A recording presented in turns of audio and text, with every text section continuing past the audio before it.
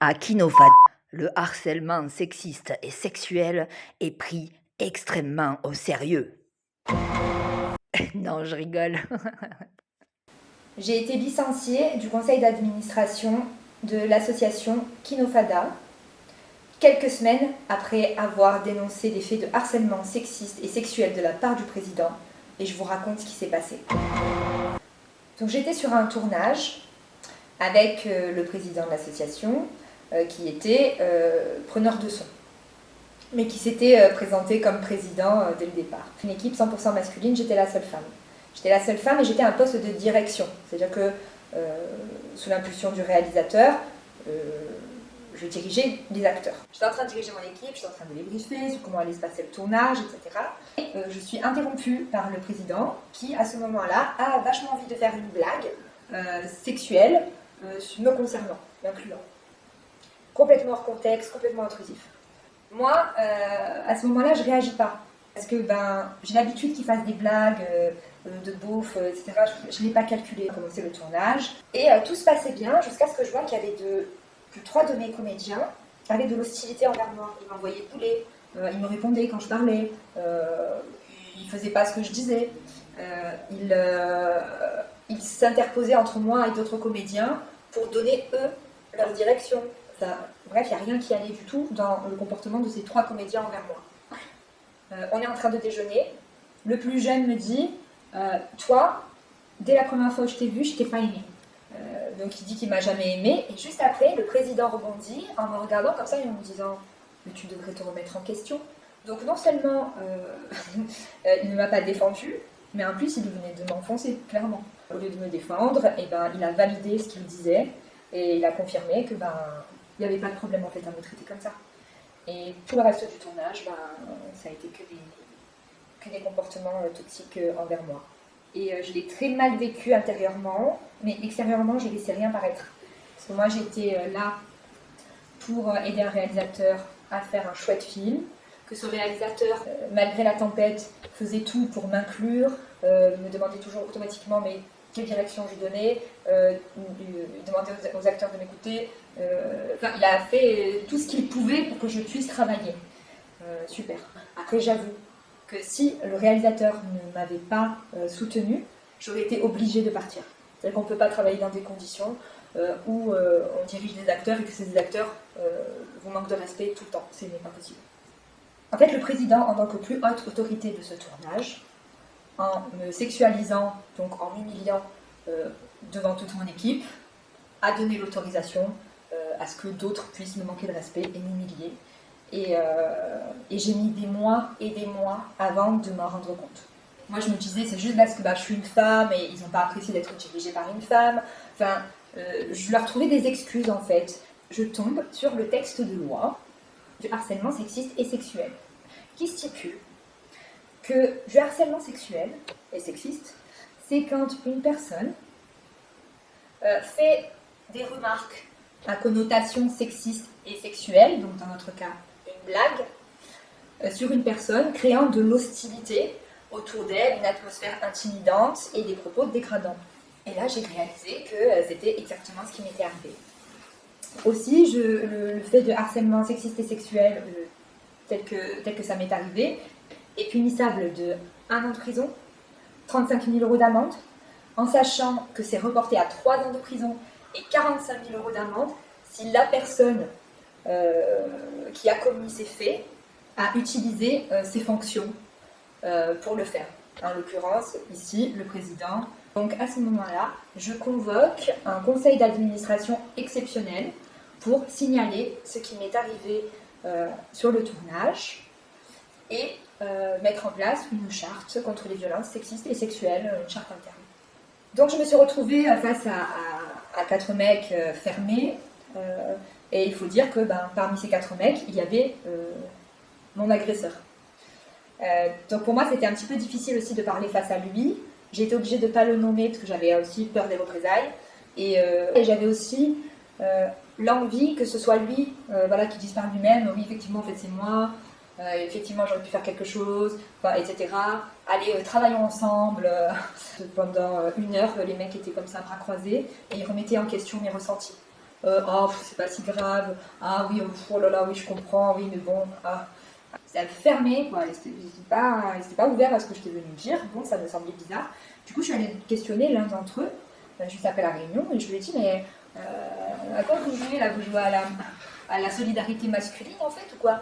C'est à quoi il me dit, oui, bien sûr, il y a un peu de solidarité, parce qu'on se dit que ça pourrait être nous qui pourrons être accusés. J'ai pas très bien compris, parce que je vois pas pourquoi est-ce qu'il a peur d'être accusé s'il est innocent. Je lui avais dit que j'allais profiter de la réunion de production pour parler des problèmes des VHSS sur les tournages et donner mon numéro de téléphone si quelqu'un avait des difficultés, etc. Le président demande à ce qu'une deuxième personne présente avec moi, ce à quoi l'ex-président accepte l'invitation. Et voilà, dès son arrivée, il arrive et il me dit ton truc là que tu veux parler là, ce serait bien que tu le fasses tout à la fin. On parle de mettre en sécurité les adhérents de l'association. C'est normal en fait d'en parler. Bref, j'ai senti un peu de censure. Il est intervenu de manière totalement intrusive, alors que j'étais en train d'écrire les besoins d'une réalisatrice de tableau, notamment j'ai écrit acteur BG, et il est intervenu en me disant « Oh, tu vas pas le sexualiser ?» J'étais choquée, parce qu'en fait, cet homme a récupéré mon témoignage en tant que victime de harcèlement sexiste et sexuel et il l'a utilisé contre moi en public. C'était humiliant. Moi, je me suis sentie humiliée, je me suis sentie décrédibilisée. En fait, il essayait de minimiser le fait d'être sexualisé, ça a l'air d'être un truc banal. Je me suis dit, bon, j'ai signalé les VHSS, il ne s'est rien passé. À la réunion de production, on m'a clairement envoyé à la gueule mon témoignage pour me décrédibiliser. Du coup, j'ai compris qu'il y avait effectivement une solidarité masculine qui était en train de se créer contre moi et que c'était pas par eux que j'allais obtenir justice en fait pour ce qui m'a été fait. En fait, pendant la réunion, j'ai exposé mes demandes. Eux, ils me répondaient vraiment comme si concrètement on allait travailler ensemble sur le reste. En fait, ils m'ont fait croire pendant 2 heures que ils étaient là pour m'aider et m'écouter, quoi. Ce qui était bien, parce que vu que les trois premiers événements avant cela, je me suis sentie ni aidée ni écoutée. Donc là, je me dis enfin on m'écoute, j'étais très contente. Et à la fin de la réunion, coup de grâce, on m'annonce qu'ils se sont vus en cachette et qu'ils ont voté mon élimination, mon licenciement du conseil d'administration. Ma première question a été, est-ce que ça a un rapport avec mon signalement? Ce à quoi ils m'ont répondu, non. Voilà. Du coup, quel motif ils ont donné? Alors, le motif qu'ils ont utilisé, j'ai eu le lieu de tournage qui en était. On avait d'autres activités avec eux en dehors des projections, notamment un atelier à l'école. On s'était engagé, lui et moi, à gérer 2 classes à 2. Et ça après quoi, je me suis retrouvée en fait toute seule à gérer 2 classes. C'était trop tard pour faire marche arrière. Et lui me disait qu'il n'avait pas le temps en fait, pour m'aider. Je l'ai contacté plusieurs fois en lui demandant de faire quelque chose, parce que le fait qu'il me laisse tomber avec une charge de travail double sans compensation financière, c'était pas correct, c'est pas professionnel. Et en fait, ils nous prennent pour des cons en fait, et que là, en fait, cette fois-ci, ils s'en sont pris directement en fait, à moi, et que moi, je ne vais pas me laisser faire. Je leur ai demandé l'autorisation d'écrire des mails de la boîte Kinofalda, ce qu'ils ont accepté. Donc, j'écris sur le groupe WhatsApp et tout ça, je leur dis, voilà, c'est bon, j'ai envoyé le mail avenant et tout ça, je les tiens au courant de comment ça se passe, notamment des réponses. Je réponds encore, oui, j'ai répondu au mail parce que c'est quand même c'est inacceptable ce qu'il est en train d'écrire, etc. Je les tenais au courant de ce qui était en train de se passer. Sachant que il y avait WhatsApp, mais il y a aussi dans la vraie vie. Dans la vraie vie, ils m'ont encouragée à me défendre toute seule. J'ai dit oui, vas-y. Et en fait, il s'avère qu'ils m'ont dit oui, vas-y, défends-toi toute seule. Et ils ont utilisé le fait que je me sois défendue pour justifier qu'ils m'ont virée du conseil d'administration. Et ça, c'est bâtard. J'avoue que je pense que j'ai jamais vécu une telle violence de ma vie. En fait, ils m'ont laissé parler pendant 2 heures pour à la fin m'achever. j'ai rien vu venir. Émotionnellement, j'étais dévastée. Je venais d'être trahie par mes amis sur la base d'un mensonge. J'étais dévastée. Je suis sortie de là. Et je pense que j'ai commencé une mini-dépression. Une semaine après, j'avais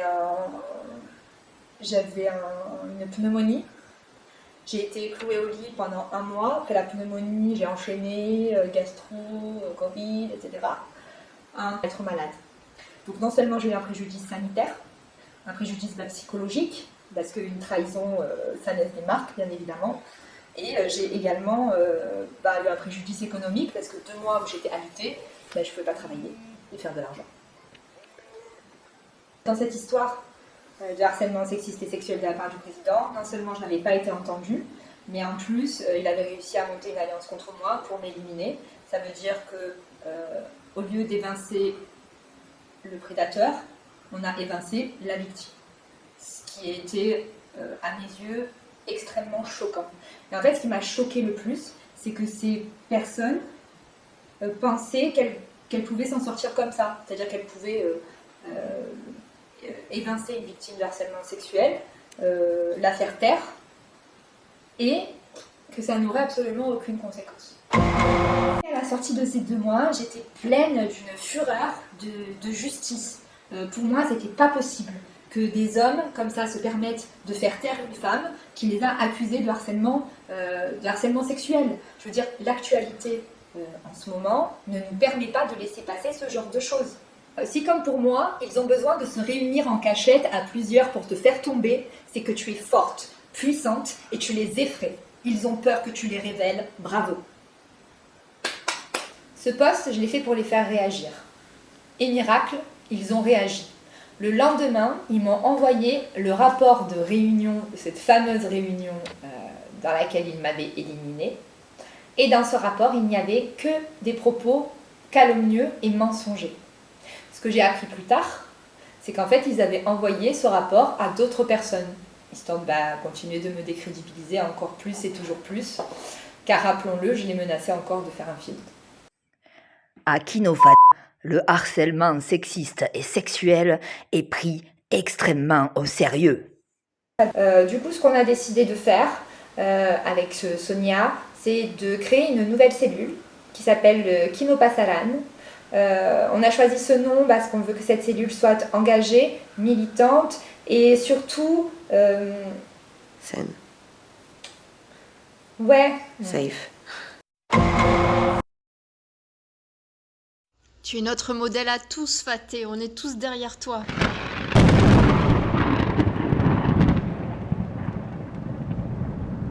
Je m'appelle Fabienne et j'ai participé à la soirée de projection du documentaire de Faté. Son témoignage est édifiant et j'ai voulu immédiatement, au vu de la gravité des faits, demander des explications aux personnes concernées. Leurs réactions ont été surprenantes, voire choquantes, m'empêchant à 2 reprises de prendre la parole. Je tiens aussi à préciser que le président a expliqué qu'il avait présenté ses excuses suite à ces faits d'harcèlement à Faté et a dit cela avec des involtures. Je me demande même s'il a vraiment pris conscience de la gravité de ses actes. Vraiment, c'était très inquiétant. Donc, j'apporte mon soutien à Faté. Il faut en finir avec le système patriarcal qui bafoue nos droits fondamentaux. Bonjour, je m'appelle Brigitte Balian-Artin. Voilà, alors j'étais présente, j'étais complètement choquée et bouleversée. D'abord d'apprendre dans les détails ce que Fatima avait subi. Ils avaient une attitude tellement désinvolte, pas sérieuse en fait, et sur un ton vraiment de négation des faits, était dans le déni total en fait. Et l'un avait un sourire narquois figé, ne disait rien en fait, et l'autre était là en essayant de parler à l'auditoire comme si de rien n'était. Le public était sous le choc face à la vérité qui se devait d'éclater au grand jour, un soir d'automne. Le vendredi 4 octobre 2024, mes oppresseurs organisaient leur petite projection de la rentrée. Les personnes qui ouvrent des cellules kino sont obligées de respecter certaines règles. Notamment, elles n'ont pas le droit de regarder les films avant qu'ils soient projetés et elles n'ont pas le droit d'empêcher la projection d'un quelconque film. C'est donc, en toute sérénité, que j'ai débarqué à leur projection avec un film en poche et un rêve, rétablir la justice, mon témoignage, les faits, mes ressentis, ainsi que les preuves. J'ai été salie, on a menti sur moi, on m'a décrédibilisée. Vous qui me dites maintenant de me taire, je ne me tairai pas, j'irai jusqu'au bout. Et si mon témoignage n'aidait ne serait-ce qu'une seule femme à rétablir la vérité, alors j'aurais tout gagné. Cette première opération signe le début d'une nouvelle ère au sein du mouvement Kino. Mon geste est un premier pas vers le débat des violences et du harcèlement sexiste et sexuel au sein du mouvement Kino. Débat qui était jusque-là complètement fermé, pour une simple et bonne raison. Des gens ont des choses à se reprocher. Tant pis pour elles, tant pis pour eux. Ils ont su profiter un temps des avantages que leur procurait leur fonction.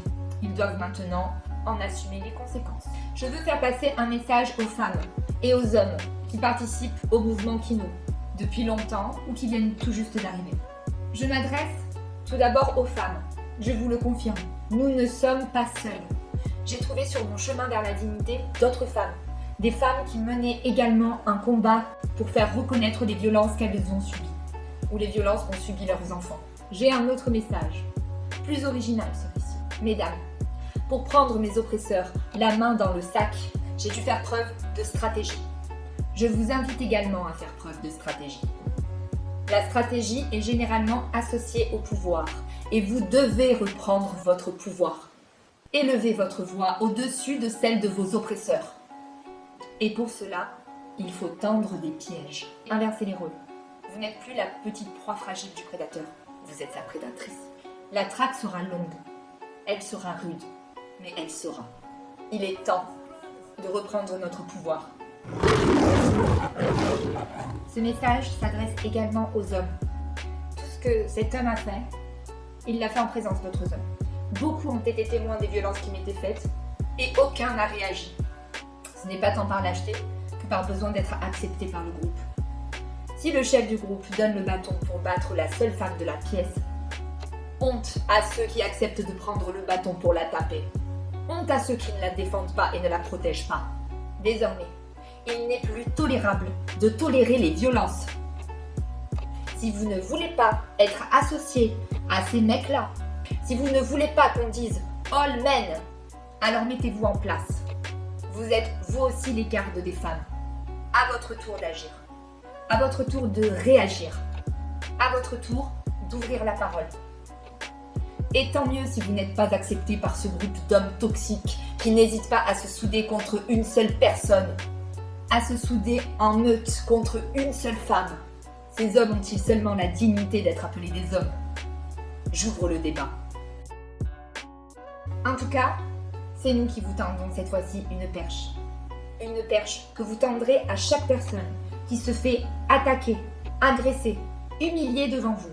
Vous lui tendrez cette perche. Vous lui tendrez cette perche, elle pourra se sentir aidée, se sentir soutenue, se sentir aimée, se sentir protégée. Pour que plus aucune femme ne se retrouve en danger sur un tournage ou un événement qui nous passe à l'âne.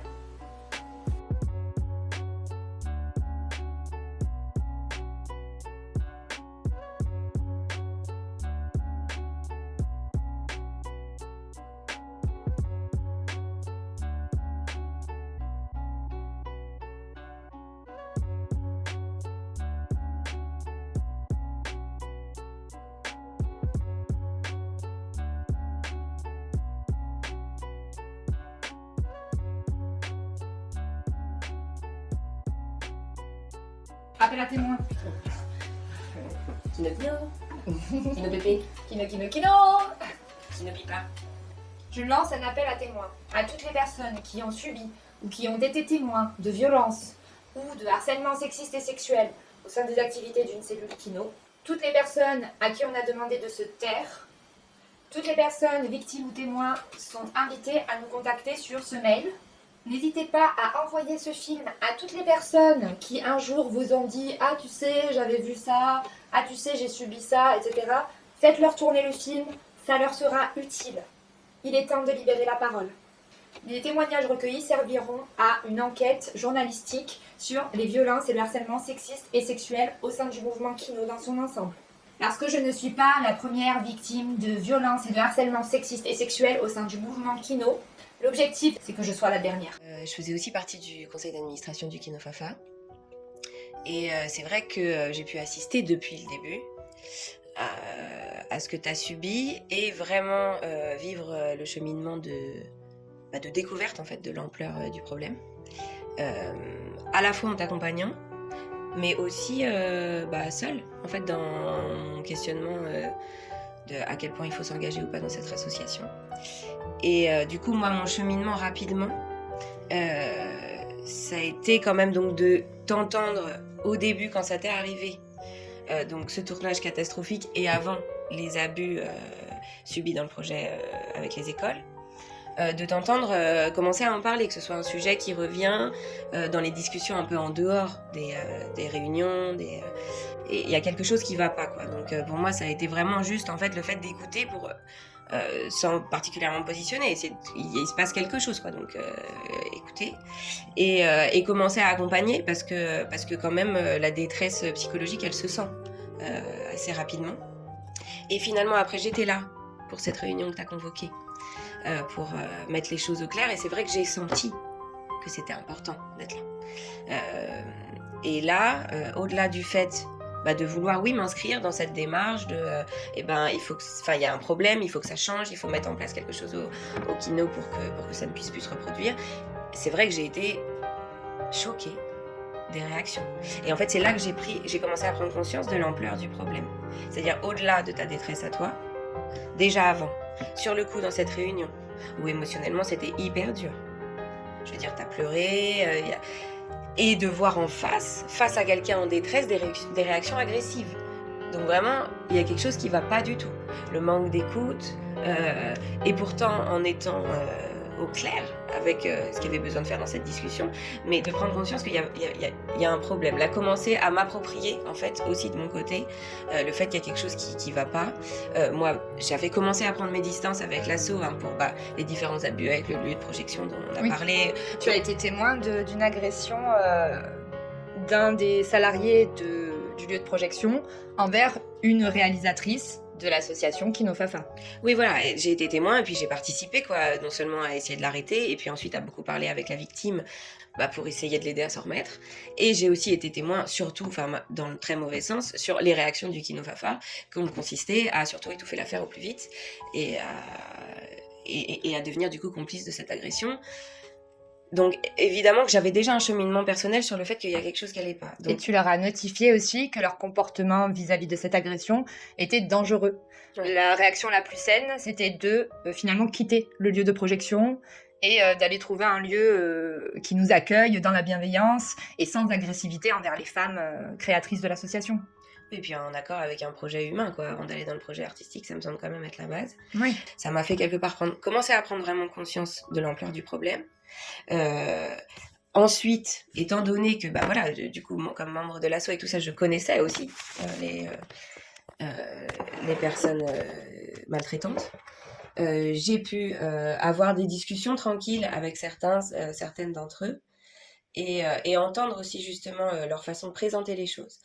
Et donc en toute quiétude quelque part, parce que j'étais pas concernée directement, donc moi c'était des discussions qui se voulaient bienveillantes, mais là encore j'ai pu doucement prendre conscience en fait de vraiment leur façon de voir les choses, et donc de commencer à sentir toute cette inversion des rôles, le transfert de responsabilité, le déni, la culpabilisation de la victime. Voilà, et puis quelque chose de vraiment inquiétant en fait, même d'un point de vue de pouvoir mener un projet où les choses sont remises en question et on va faire mieux. Là, je pense que calmement, j'ai pris conscience que en fait ça allait pas être possible de rétablir les choses, qu'il y ait une justice et un espace safe qui soit mis en place, quoi. Ouais. Voilà. Juste pour dire que lors de la réunion où j'ai été virée, ce jour-là, en tout, 3 femmes quittaient le conseil d'administration de Kino Fafa. Donc Sonia pour des raisons qui sont de la mauvaise gestion des violences par certains membres de l'asso. Il y avait également la trésorière à qui ils ont demandé en secret lors d'une réunion qui n'est même pas officielle, ils lui ont demandé de me trahir, ce qu'elle a refusé de faire. Quand je l'ai vue, moi, à la réunion du CA, elle était en larmes. Ils lui ont demandé de trahir une amie, ce qu'elle a refusé de faire. Et a raison, parce qu'elle trouvait que la raison invoquée des mails n'était pas suffisante et elle ne justifiait pas une exclusion de l'association. Puis en soi, de toute façon, les mails étaient justifiés. Juste pour revenir sur la trésorière, du coup, moi, à mon sens, c'est également une violence qui lui est faite que de la convoquer en cachette derrière le dos de son ami pour lui demander de la trahir. Pour moi, c'est encore un cas de violence faite à une femme. En soi, demander à quelqu'un de trahir ses amis, c'est dégueulasse. Et moi, ça me fait penser que dans les discussions du coup que j'ai pu avoir quand ça a commencé à sentir très mauvais, donc avec des personnes, on va dire, qui avaient des positions différentes par rapport à cette histoire, donc des gens impliqués du côté maltraitant, mais aussi des gens témoins, des gens extérieurs, j'en profite pour noter dans les soutiens qu'il y a un autre ancien membre de l'association, mais qui Du conseil d'administration. est ancien membre du conseil d'administration, mais donc qui continue à graviter autour de l'asso quand il est sur Marseille, avec qui j'ai aussi eu l'occasion de discuter et qui est rentré dans ces discussions à l'initiative donc des personnes qui t'ont fait violence et qui donc lui, qui était extérieur, donc qui n'avait pas assisté, qui a commencé par avoir leur version à eux, s'est rendu compte tout de suite que ça allait pas et que tu étais la victime dans l'affaire, quoi. Donc, je me permets de dire ça dans le sens où ça va bien, au bout d'un moment, de questionner la parole de la victime. Il me semble que s'il n'y a pas des problèmes personnels de déni, c'est très visible, un discours biaisé. On accuse la victime et du coup, on protège le coupable. Et c'est très dangereux, en fait. Quand quelqu'un fait le geste de dire j'ai été maltraité, j'ai été humilié, on ne m'a pas respecté, comment dire, personne ne fait ça par plaisir ou pour attirer l'attention. Qu'est-ce que c'est que cette attention qu'on attire en étant victime? Faire pitié aux autres? Bon, je sais pas, il y a des gens où ça les intéresse, mais la grande majorité des victimes sont des victimes réelles. C'est-à-dire que l'identité de victime, elle est traumatisante à embrasser, quoi. Personne, jamais, n'a envie d'être victime. Enfin, je veux dire, c'est même... on avait vu une des insultes dans les cours de récré, t'es une victime, la plus ancienne, quoi, qui traverse les générations. C'est une insulte, en fait, être victime. Donc, c'est quand même une base. On ne confond pas la violence et un conflit, quoi. Quand il y a des histoires, des gens qui s'embrouillent, quoi... En fait, tu te poses même pas la question de si c'est la violence. C'est évident. En fait, quand quelqu'un se déclare victime, il y a eu tout un cheminement et un temps extrêmement long où elle-même a essayé d'échapper à cette situation et à cette position qui forcément la met mal dans sa propre vie. Donc, quand quelqu'un arrive à trouver la force de mettre ces mots-là, là, c'est fondamental de, la croire. Parce que personne n'invente ça, bordel. Et de l'accompagner parce qu'il y a une personne en vulnérabilité. Et il me semble que c'est quand même un des devoirs, des bases de l'humanité, quoi, d'avoir cette solidarité, de prendre soin des personnes qui traversent des moments difficiles de vulnérabilité parce que c'est chacune son tour. Et donc, c'est une évidence. Mais du coup, moi, dans mon cheminement, donc d'avoir fait mon propre cheminement par rapport à sentir quelque chose qui n'allait pas dans cet assaut, d'avoir entendu du coup dénoncer des choses graves et essayer de mettre en place quelque chose pour que ça n'arrive plus, d'être choquée des réactions du coup agressives à la suite de ça, d'avoir le temps d'aller en parler avec plein de membres différents de l'asso, avec vraiment des positionnements différents pour sentir aussi à ma façon qu'est-ce qui était en train de se tramer. Évidemment, ça m'a juste confortée dans ce que je faisais à la base d'instinct, à savoir de te faire complètement confiance dans ton cheminement et de pouvoir t'apporter un soutien plus actif en sachant rapidement qu'il est vrai que moi, malheureusement, j'ai aussi été victime d'un prédateur dans le domaine intime, quoi, dans la sphère familiale, et je suis moi-même dans des démarches de protection, de dénonciation de la violence et de protection, y compris de mon enfant. Donc c'est dur et fondamental, mais on a aussi été un soutien très fort pour moi dans ces démarches. Et donc de pouvoir commencer à avoir en fait un cheminement un peu réciproque et parallèle sur la lutte contre la violence et le fait surtout de vouloir créer, parce que c'est ça l'objectif le plus rapide pour sortir de l'état de victime et de sortir du trauma de la violence, d'aller créer des espaces de sécurité finalement qui soient artistiques et de création, comme avec le Kino Passalan, et qui soit aussi dans mon cadre, dans l'intimité, et d'avoir un espace de vie sans danger. Donc voilà, pouvoir vraiment se soutenir, et se soutenir, ça me semble peut-être important de le dire, souvent c'est juste être présent. Parce qu'évidemment dans la discussion, dans l'écoute, c'est important, mais c'est vraiment très difficile. Et on n'oublie pas, quand on est victime, de mener un chemin de guérison. Ça demande une force et un courage incroyable qui ne peut pas être fait seul. Enfin, c'est simplement quand on travaille ensemble, toutes les deux, sur les projets différents ou les... Nos combats, en fait, nos luttes. Exactement, nos combats, la plupart du temps, le corps, il tremble. Hein. Et d'avoir quelqu'un d'autre à côté, ça permet juste de se rappeler que là, à l'instant T, on est en sécurité. Et c'est pas simple, et en ça, c'est fondamental de s'accompagner, de s'entraider et d'être au moins présent. Ça peut être un message, hein. Ça peut être chacun à son échelle. Ça peut être un tout petit message, ouais. Pour avoir parlé avec une autre victime, elle me disait, moi, ce qui m'a choquée, c'est que parmi des femmes, il y en a que j'ai contactées pour leur demander du soutien, tout simplement, et de faire passer son appel à témoins. Et elle n'a pas eu de réponse de ces femmes-là. Ouais. Et il faut savoir que ces femmes-là, pour la majorité, font partie de celles qui étaient dans le déni, dans mon histoire aussi. Ouais. Oui, donc ce message s'adresse également aux gens qui sont dans le déni, ceux qui ne veulent pas voir, ceux qui ne veulent pas dénoncer, ou qui ne veulent même pas que nous, on dénonce nos oppresseurs. Qu'à force de ne pas vouloir voir, de ne pas vouloir savoir, de ne pas vouloir réagir, à force de ne pas vouloir dénoncer les hommes violents physiquement ou psychologiquement autour d'elles, à force de les protéger, vous êtes complices. Vous êtes complices malgré vous. Et vous lui permettez de continuer en toute impunité. Vous le protégez. Aussi, sachez que rien ne peut arrêter la vérité, peu importe la taille du déni. Habituez-vous à voir les prédateurs tomber les uns après les autres.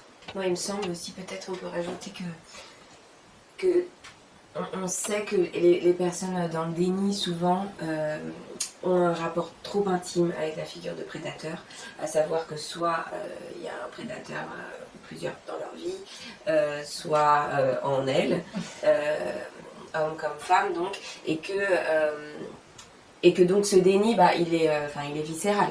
Il est par rapport à une crainte aussi, en prenant position pour une victime, une autre victime, et de devoir faire face à la victime qu'il y a en soi. Et il n'y a pas le choix. Moi, il me semble en effet qu'il y a quelque chose maintenant où il n'est plus seulement question de dire qu'on a regardé ailleurs. C'est, comme tu le disais, c'est de la complicité. On est dans une époque où on n'a plus le choix que de prendre position. Et ne pas prendre position, c'est être complice. La passivité, elle est plus possible. Elle est plus possible, et moi, ça m'a vraiment marqué. Je me permets de revenir très rapidement sur l'approche, où on a vécu vraiment un grand moment de malaise, et c'est agréable pour personne.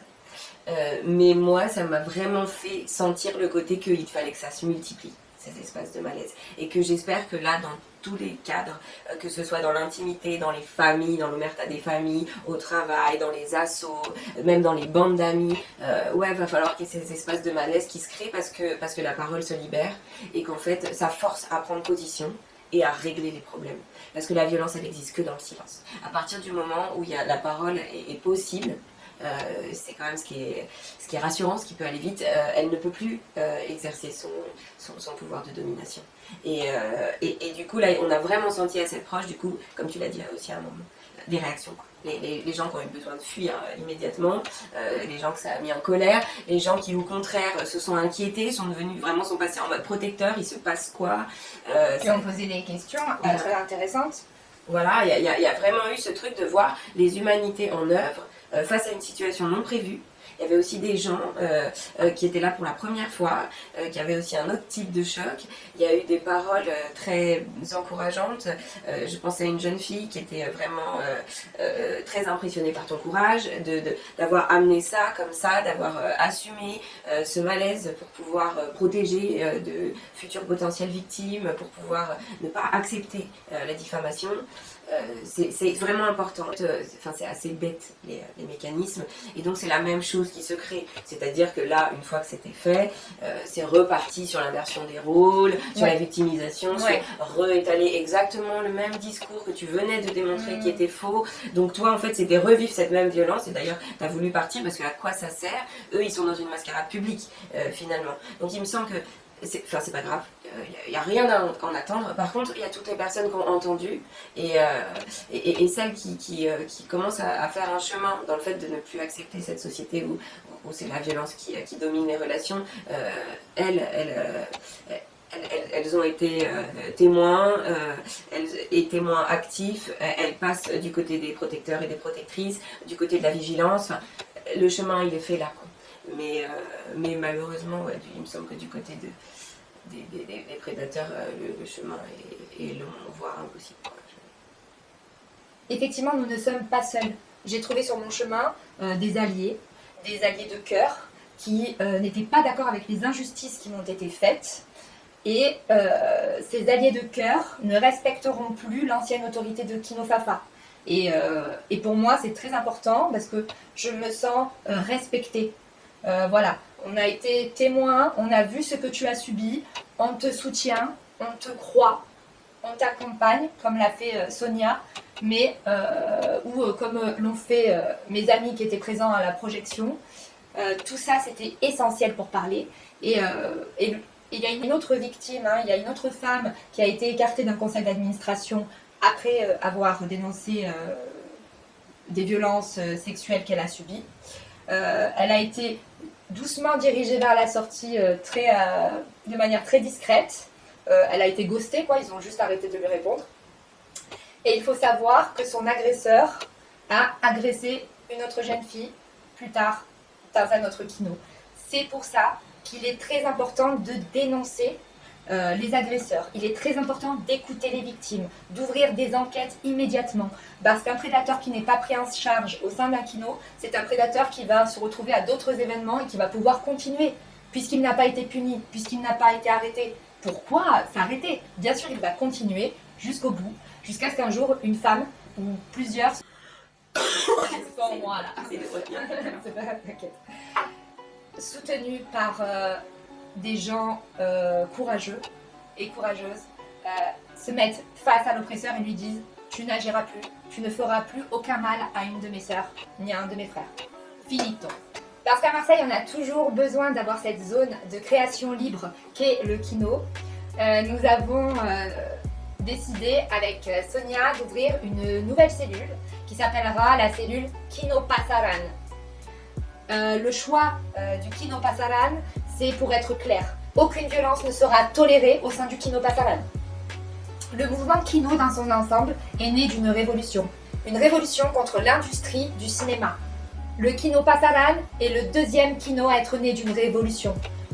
Ouais, et c'est le deuxième né d'une révolution contre les violences, l'omerta et toutes les saloperies qu'on a récupérées de l'industrie du cinéma.